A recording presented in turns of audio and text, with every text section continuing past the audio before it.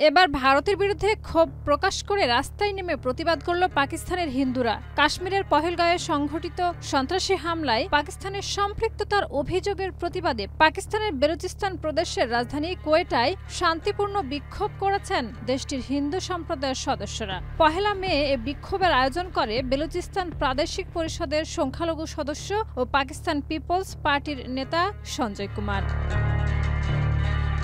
দৈনিক ডনের প্রতিবেদনে বলা হয়, সঞ্জয় কুমারের নেতৃত্বে বিক্ষোভকারীরা শহরের বিভিন্ন সড়ক প্রদক্ষিণ করে কোয়েটা প্রেস ক্লাবের সামনে জড়ো হন। বিক্ষোভে নারী পুরুষ নির্বিশেষে সক্রিয়ভাবে অংশ নেন। অংশগ্রহণকারীদের হাতে ছিল ভারতের প্রধানমন্ত্রী নরেন্দ্র মোদী ও ভারত বিরোধী নানা স্লোগান সংবলিত ব্যানার ও প্ল্যাকার্ড।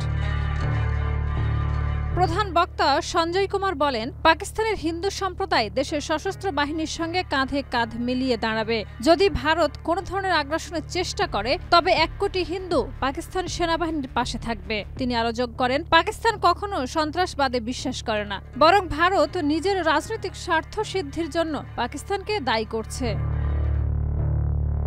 বিক্ষোভে অংশ নেওয়া নারী নেত্রীরা ভারতের সিন্ধু পানি চুক্তি স্থগিতের সিদ্ধান্তেরও তীব্র সমালোচনা করেন। তারা বলেন, আন্তর্জাতিক চুক্তি লঙ্ঘন করে পানি সরবরাহ বন্ধ করা মানবাধিকারের লঙ্ঘন এবং এটিও এক ধরনের আগ্রাসী পদক্ষেপ।